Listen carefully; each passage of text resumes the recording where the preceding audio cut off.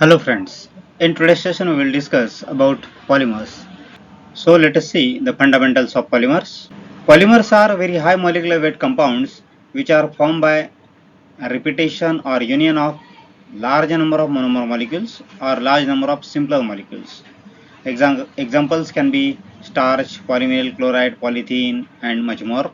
While monomers are the simple repeating units which join together in large number to form a polymer. It means monomers are large number of smaller repeating units which are forming a polymer.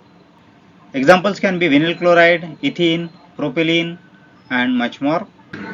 There are various types of polymers on the basis of different properties. So let us see first depending upon origin. So there are 2 to 3 types. We can say natural polymer, synthetic polymer and semi-synthetic polymer. So natural polymers are which are derived naturally from plants and animals. Their origin is natural or they are naturally available. So these are called as natural polymers. Examples are cotton, silk, wool, natural rubber, starch, etc. While the synthetic polymers are artificially prepared, or this can be called as man-made polymers. So artificially prepared or man-made polymers are called as synthetic polymers like PVC, nylon, etc. While you can mention one more category as semi-synthetic polymers. Semi-synthetic polymers are the polymers which are natural and processed.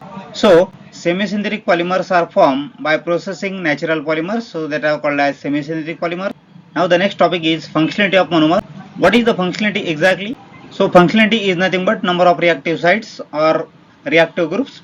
So for a polymer formation, minimum functionality required is 2. If at least 2 reactive sites are there, then there is a polymer formation.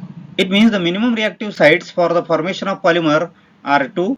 So polymers can be bifunctional, trifunctional or tetrafunctional. It means if there are 2 reactive sites in a monomer, that is called as bifunctional. If the 3 reactive sites, then trifunctional, and if there are 4 reactive sites, then it is tetrafunctional monomer. So let us see examples. These are some of the examples of bifunctional monomers with functional group CH2CH2OH and OH. It means it is ethylene glycol. It is having 2 functional groups. This is adipic acid. It is also having 2 functional groups. So in these cases, the reactive sites are in the form of functional groups, and here the reactive sites are in the form of multiple bond or pi bond. Thus we can say that the reactive sites can be in the form of either functional groups or multiple bonds or pi bonds. Here are some examples of trifunctional monomer: phenol, epichlorohydrin. This is glycerol. This is having 3 OH groups. So the functionality is 3. So types of polymerization reaction. Polymerization is a process of polymer formation. There are mainly 2 types: addition polymerization and condensation polymerization. In this reaction, monomers are simply joining together without formation of any byproduct. It means the monomer molecules which are containing multiple bonds or pi bonds, they are simply getting added together and there is no byproduct formation. While in case of condensation polymerization, the monomers are joining together. There is a condensation reaction between monomers, especially functional groups of the monomers, and there is elimination of some smaller molecules as a byproduct. So it is condensation polymerization reaction. We can see it in short form. In addition polymerization, there is a monomer molecule and there is simple addition with the help of monomer molecules generally containing pi bonds, and with the simple addition there is formation of polymer product. It can be, for example, polythene. While in condensation polymerization, the reactants, for example, adipic acid and hexamethylene there is a condensation reaction, that is functional groups of adjacent molecules are reacting together and there is formation of some byproducts. Some smaller molecules are formed as a byproduct like water, and there is finally formation of condensation polymerization product. So in this way condensation polymers are formed. Now let us see the effect of heat on polymers, that is the types of polymers based on thermal behavior. So there are 2 types. One is thermosoftening and other is thermosetting polymer. Thermosoftening polymers are those polymers which soften on heating and harden on cooling, while thermosetting polymers are those which do not soften on heating. They may decompose, but they will not soften on heating, and these are known as thermosetting polymers. Thermosoftening polymers are also called as thermoplastics. They can be recycled, they cannot be recycled. These are some of the important comparison points between thermosoftening polymers and thermosetting polymers, or thermoplastics and thermosetting.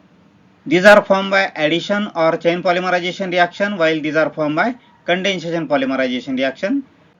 There are linear chains or minimum crosslinks, and here these are the three-dimensional structures due to formation of crosslink structures. Generally, monomers are bifunctional in thermoplastics, while these are having higher functionality, 3 or more, in the thermosetting polymers. As mentioned in the definition, these can soften on heating and harden on cooling, but these cannot soften on heating. They may decompose or burn, but they will not soften. Relatively, these are having lower molecular weights, these are having higher molecular weights. These are soluble in organic solvents, while these are insoluble in organic solvents due to stronger bonds and cross-link structures. These can be recycled, these cannot be recycled. These can be reshaped, these cannot be reshaped. They can be cut, they can be drilled, but they cannot be reshaped. These are soft, weak and less brittle, while these are hard, strong and more brittle. And these are some of the examples. Polyethylene, polystyrene, it means you can see the monomers of these molecules contain generally double bonds, while in these examples monomers of these polymers are having functional groups. So phenol formaldehyde resin, urea formaldehyde resin, silicone, etc. While polyethylene, polystyrene, PVC can be the examples of thermoplastics.